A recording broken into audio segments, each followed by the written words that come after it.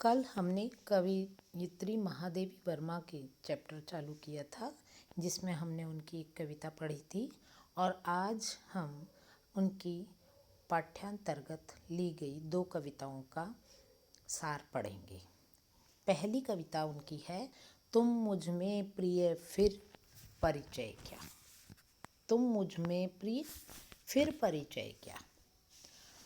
तो इसे मैं पहले कविता को पढ़ के सुनाऊंगी और उसके बाद उसका सार समझाऊंगी। तुम मुझ में प्रिय फिर परिचय क्या, तारक में छवि प्राणों में स्मृति, पलकों में नीरव पद की गति, लघुर में पुलकों की संस्कृति, भर लाई हूँ तेरी चंचल और करूँ जग में संचय क्या। तुम मुझ में प्रिय फिर परिचय क्या। तेरा मुख सहास अरुणोदय, तेरा मुख सहास अरुणोदय, परछाई रजनी विषादमय, वह जागृति वह नींद स्वप्नमय, खेल खेल थक थक सोने दे, मैं समझूंगी सृष्टि प्रलय क्या। तेरा धर विचुंबित प्याला, तेरी ही स्मित मिश्रित हाला, तेरा ही मानस मधुशाला, फिर पूछूं क्या मेरे साकी, देते हो मधुमय विस्मय क्या। तुम मुझ में प्रिय फिर परिचय क्या। रोम रोम में नंदन पुलकित, रोम रोम में नंदन पुलकित, सांस सांस में जीवन शत शत, स्वप्न स्वप्न में विश्व अपरिचित, मुझ में नित बनते मिटते प्रिय, स्वर्ग मुझे क्या निष्क्रिय लय क्या। तुम मुझ में प्रिय फिर क्या परिचय। अगली पंक्तियां हैं, हारूं तो खोऊं अपनापन, हारूं तो खोऊं अपनापन, पाऊं प्रियतम में निर्वासन, जीत बनूं तेरा ही बंधन, भर लाऊं सीपी में सागर, प्रिय मेरी अब हार विजय क्या।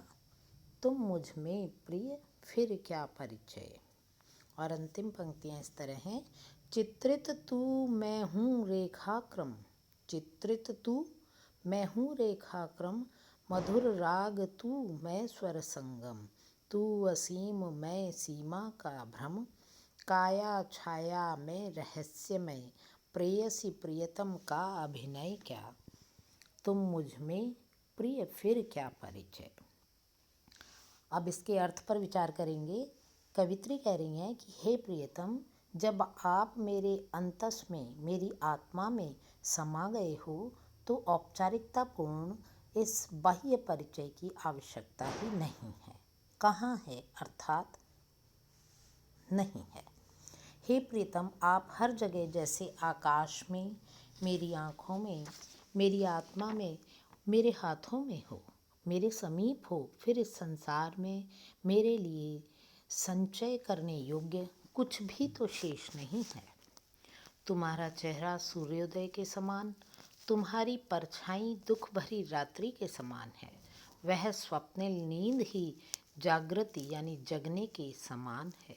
मुझे इसी तुम्हारे स्वप्न युक्त निद्रा में खेलने, थकने और सोने दो। मैं इस खेलमय जीवन को ही संसार का अंतिम दिवस समझूंगी। तुम्हारे होठ, तुम्हारी यादें, तुम्हारा व्यक्तित्व, ये सब इतना इंटॉक्सिकेटिंग है कि मैं चाहती हूँ कि मैं तुमसे पूछूं कि तुम मुझे विष दे रहे हो। मेरे तन मन की हर एक पुलक में, पुलक यानी धड़कन में, मानो अब वसंत समा गया है। मेरी हर सांस में सैकड़ों जीवन जन्म और मृत्यु प्राप्त कर रहे हैं। मेरे सपनों में अनजाना संसार ही समा गया है।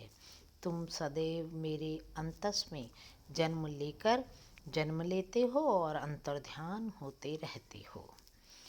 फिर मेरे लिए क्या स्वर्ग और क्या ही मोशनलेस मोमेंट। यदि मैं तुमसे हार जाऊं तो अपनेपन से वंचित रहूंगी और तुमको पाने से मुझे निर्वासन का दुख भोगना पड़ेगा। अतः तुमसे हार जीत अब अर्थहीन बन गई है। अगर आप प्रियतम कोई चित्र की भांति हैं तो मैं उस चित्र की रेखा स्वरूप हूँ। तुम मधुर राग स्वरूप हो तो मैं स्वरों का संगम हूँ। तुम असीम हो तो मैं उसकी सीमा स्वरूप हूँ। शरीर और छाया दोनों ही रहस्यमयी और भ्रमित करने वाले हैं।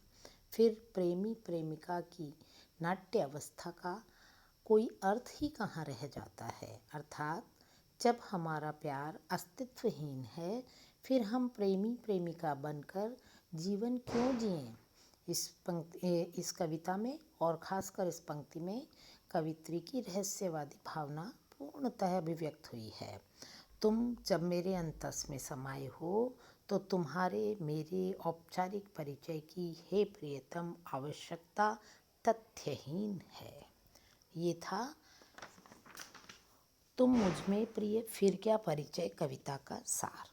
उम्मीद है समझ आया होगा। और अब हम दूसरी कविता पढ़ेंगे, मैं नीर भरी दुख की बदली।